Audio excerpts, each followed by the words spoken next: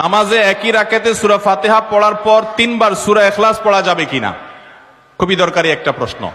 সূরা ইখলাস কোরআনের এমন একটা সূরা, যেই সূরা শুধুমাত্র আমাদের আল্লাহর কথা বলা আছে। এই সূরাতে অন্য কোনো সাবজেক্ট নাই। এই সূরায় শুধু কার আলোচনা আছে?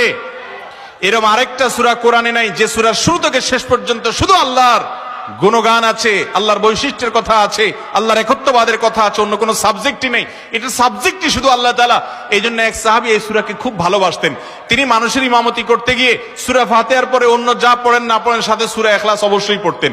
দুইজন সাহাবীর জীবনে এরকম ঘটনা পাওয়া যায়। একজন সম্ভবত মসজিদে কুবার বা এরকম কোন মসজিদের ইমাম ছিলেন, আরেকজন জিহাদের ময়দানে এই কাজ করতেন।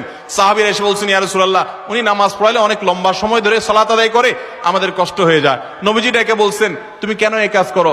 বললেন, ইয়া রাসূলুল্লাহ, সূরা ইখলাস এখানে আমাদের রবের কথা বলা হয়েছে, আমার রবের পরিচয়ের উল্লেখ দেওয়া হয়েছে। এটার নামই সূরা ইখলাস, তাওহীদকে খালেজ করার সূরা, শিরক মুক্তির সূরা, আমার রবের গুণের সূরা। এখানে অন্য কারোর ইস্যু নাই, শুধু আমার আল্লাহর কথা বলা আছে। এই জন্য সূরার মর্মটা, এর অর্থটা আমাকে খুব স্পর্শ করে, আমার খুব ভালো লাগে। এই জন্য সূরা ফাতিহার পরে অন্য যা পড়ি না পড়ি, অতিরিক্ত সূরা হিসাবে, সূরা মিলার অংশ হিসাবে সূরা ফাতিহাটা আমি অবশ্যই পড়ি। নবী করিম সাল্লাল্লাহু আলাইহি সাল্লাম বলেছেন, এই সূরার ভালোবাসায় তোমাকে জান্নাতে নিয়ে যাবে। এই জন্য ভাই দেখবেন সকাল সন্ধ্যায় সূরা ইখলাস, সূরা ফালাক, সূরা নাস 3 বার, সকাল সন্ধ্যার পাশাপাশি 5 ওয়াক্ত সালাতের পরে একবার, রাতের শোয়ার সময় আবার 3 বার, মানে সূরা ইখলাস এতবার পড়ার আল্লাহ তাআলা ওজিফা করে দিয়েছেন।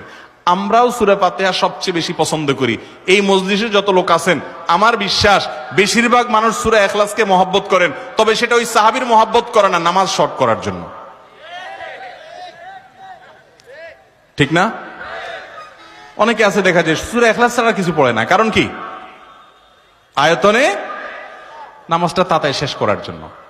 এইটার কারণে জান্নাতে যাবেন না, আবার খুশি হয়ে যায় না যে আমি এত বেশি বেশি পড়ি। আপনার নিয়ত যদি হয়, মতলব যদি হয় নামাজ সংক্ষিপ্ত করা, তাহলে হবে না। এই জন্য ভাইরা আমার, সূরা ইখলাসটা নামাজের মধ্যে কেউ যদি পড়েন বিভিন্ন রাকাতে, সূরার মর্ম উপলব্ধি করে তিনি ইনশাআল্লাহ সওয়াব পাবেন।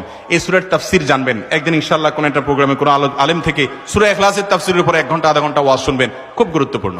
সূরা ইখলাস এটা যদি কেউ 3 বার 4 বার 5 বার পড়ে, শুধু সূরা ইখলাস না, অন্য সূরাও, সূরা ফাতিহার পরে আপনি সূরা ইখলাস 3 বার পড়লেন, সূরা ইযা জা 2 বার পড়লেন, অন্য সূরা 3 বার পড়লেন, কোনটা রিপিট করলেন, একই আয়াত বারবার পড়লেন, এটাতে কোনো অসুবিধা হবে না।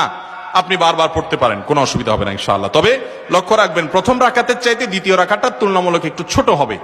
হ্যাঁ, আয়তনে পরিমাণে একটু ছোট হবে, এটাই সুন্নাহ। নবী করিম সাল্লাল্লাহু আলাইহি ওয়াসাল্লাম প্রথম রাকাত যদি 2 মিনিট ধরে পড়তেন, দ্বিতীয় রাকাত 1.5 মিনিট, অর্থাৎ একটু কমায়া পড়তেন, এটাই তার সুন্নাহ ছিল।